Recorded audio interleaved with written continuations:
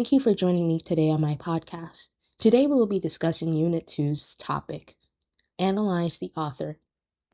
One of the first things we are tasked with is defining what is the top 3 criteria for what makes a good short story. When it comes to a good short story, you need to have a strong central theme, an aspect of a human condition, or something the audience can grasp and relate to. You must also have dynamic characters that are not under or overwritten. And the last part is that the story can contain itself with a satisfying and digestible plot and climax.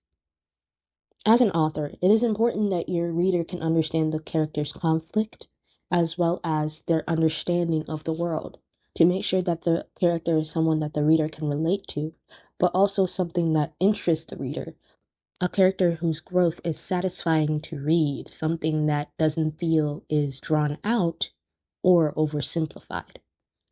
Today we will be going over the writing of Lauren Groff, Florida, and Carmen Machado's Her Body and Other Parts. When it comes to the writing style of Lauren Groff, she's very lyrical. There's a lot of supernatural elements that I admire. There's unique and original stories that you wouldn't really hear from anyone else. And I like the way that ghosts are used repeatedly as a way of reflection for certain characters in her short story collection. It is pretty gothic in a way, and I like the way that she creates a versatile universe.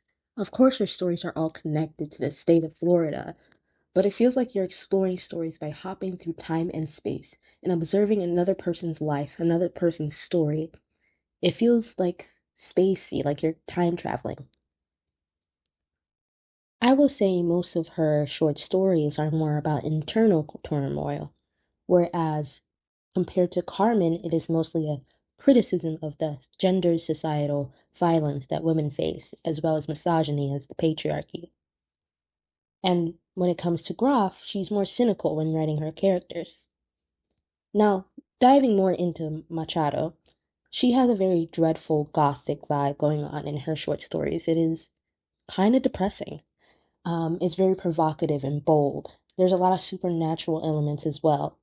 And she amplifies the stories of women that we hear and echoes them in her own stories to an extreme degree, illustrating an insidious nature of the patriarchy and the gendered performance. Her focus in this short story collection is more on women's plight, and it is human versus society/nature. This brings us to the topic of how does a single author's collection change our understanding of short stories? Our perception of short stories is shaped by what we have already read, and we define them based on the works we appreciate.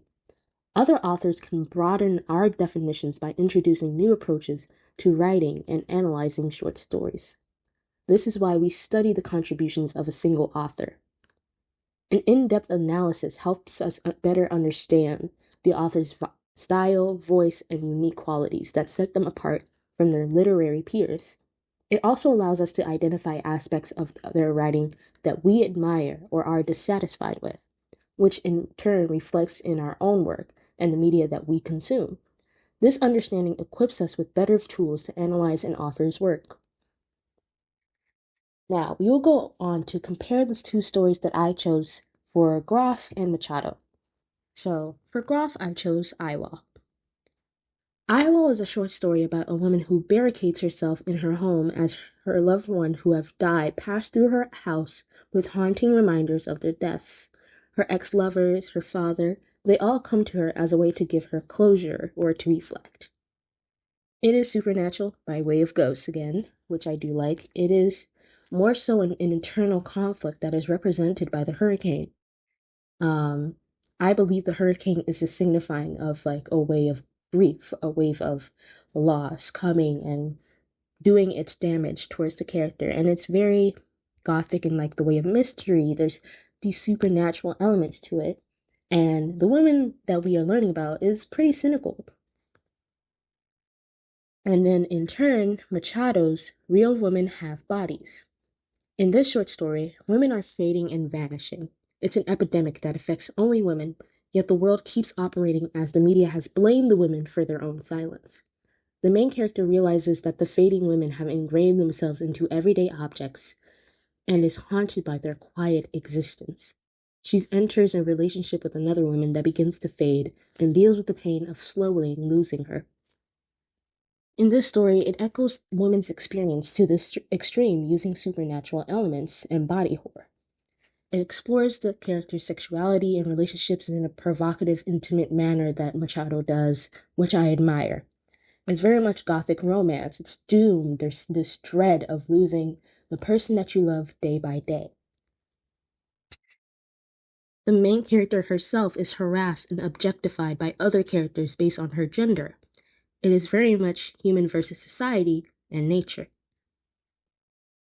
When it comes to these two authors and how they are studied in the literary world in education, I believe they are both valuable. Studying Lauren Groff and Carmen Machado is highly beneficial for understanding storytelling.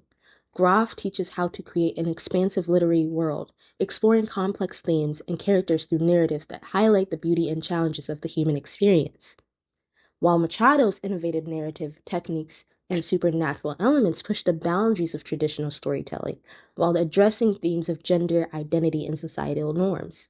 Together, their works offer valuable insights that can inspire students to appreciate and incorporate unique styles and thematic depth through their own writing.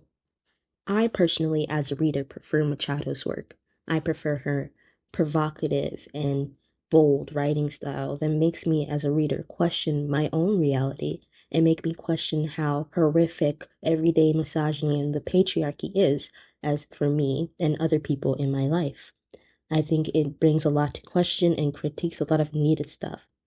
To conclude my podcast, I hope that you give both of these authors a read and tell me how you feel about them in the comments. Have a good day.